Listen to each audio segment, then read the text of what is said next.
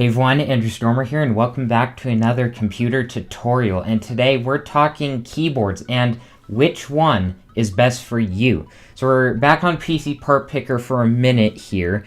The first thing here is mechanical, yes or no. There are other types of switches for your keyboard. If we jump over to the Razer website here, we can see a couple of the different types of switches here. On the right, this is a membrane switch. It has this rubber dome here with a button underneath, and when you press down on the key, it pushes another button, and it has kind of this cushiony feel to it. A mechanical, on the left here, it pushes in this other switch. So if we jump over to here, you can see it even has this animation that it totally gets rid of the rubber dome, and you're pushing in a little switch thing on the side. There's a hybrid, and that's what this mecha membrane is. So it has this cushion dome, but there's no button underneath it. It has the mechanical switchy thing that it pushes in. So you get the cushion of a membrane keyboard and the feel of it, but it has the performance of a mechanical keyboard. And now they also have this new thing called optomechanical. It has the feel of a mechanical because it doesn't have the dome, it has a spring, but it actually has a laser that works here. That's another option for you there. So there's all kinds of different types. Now overall, membrane switches are quieter, and they're the more old-fashioned feel. Mechanical are very clicky, and usually you have to push way down on them to make them go, but they are lighter, and you're guaranteed the hit on a mechanical. When on a membrane, you feel like you could have pushed in, but it might not have registered it. So there's drawbacks to either one, and if you record videos like me, that lots of clicky noise of your keyboard when you're playing a game isn't so nice. Mechanical keyboards have different types of switches. There's plenty of different switch types you can choose from here. I'm not going to go into them, but some of them are silent. So if you wanted to, you could get a mechanical keyboard that was silent. So there are options out there. Styles, there's a bunch of different styles. There's ones without the numpad on the side. There's ones that have extra buttons. There's ones with little screens on them for other things. Some can be like split or arched or whatever for however you want to use a keyboard. All kinds of different keyboard options out there. You can also do a Bluetooth keyboard. You could do a wired keyboard. You can do a wireless keyboard.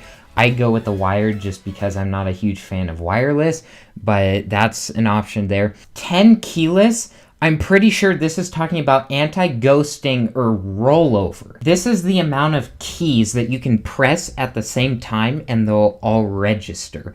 So there used to be a thing called a simple matrix cluster of keys. I have a little note down here. That was kind of like a group of keys could be pressed at the same time, or only one key could be pressed at the same time.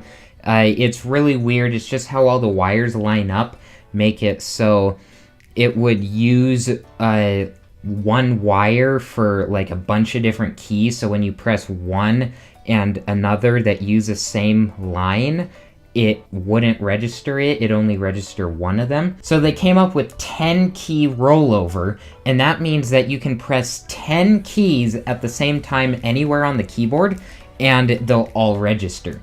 And that means you can press 10 keys at the same time, and it'll all pick up.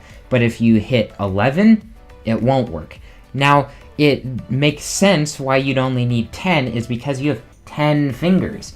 So you're not going to be pressing 11 keys at the same time with your 10 fingers. Like, you can smash your hand down on the keyboard, but you're not going to make sense of words or anything like that. But I would definitely recommend a 10 key rollover or anti-ghosting, because if you're in a game or anything else typing whatever, you need to be pressing multiple keys at the same time. And like in gaming, you might be pressing 2 different keys to move like diagonally or something. So that's an instance that you definitely would be pressing multiple buttons at the same time that would all need to register. And then full anti-ghosting means you can press all the keys at the same time and they'll all register, but like I said, you only have 10 fingers, so you don't really need it, but if you want it, you can have it. You can also have backlit keyboards, so they have lights behind them like mice. You can have LEDs and RGB keyboard if you want. You can also have a wrist rest for your keyboard, and some come with them, some don't, some have them built in, and I'd recommend getting one, but you don't have to. There's also keyboards that still have the little tabs on the bottom that come out, so then your keyboard can like slant up some.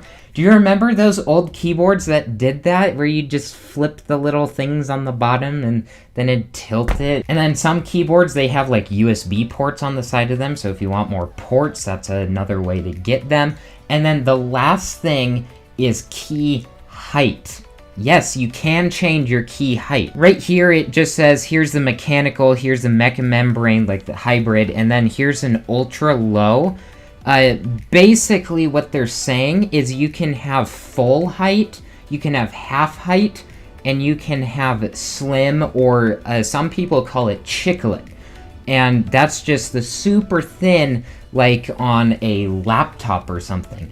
And I know some people love the full height, and that's super clicky and whatever, and you have to push it further and whatever, and I don't really like it, I don't get it, but the full height versus half height versus chiclet aren't necessarily specific to, like, said, a hybrid one. You could get a membrane or a mechanical of those, and I'm pretty sure the ultra low are also mechanical, so that doesn't matter. It's just for example for height here. The half height are a little bit lower than the full height, so it might be nicer to push down because you're not pushing down as far.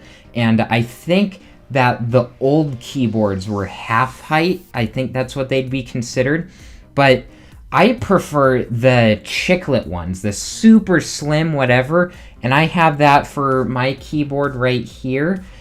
They're pretty slim profile. I also have that here on my laptop, so you can see how slim these keys are, and we can just say hi right there. They're just super quick, low down. You just go doo-doo-doo-doo-doo. I kind of like not having to press super far down on my keys. I just think it's nicer for typing there. So there's plenty of options out there for you, and it's all about preference. There's not really a wrong thing. I wouldn't necessarily get a membrane. If you're thinking about a membrane keyboard, maybe get a hybrid like Razer offers, but pretty much it's all just preference. So that's gonna do it for this one. So thank you all so much for watching, and I'll see you next time.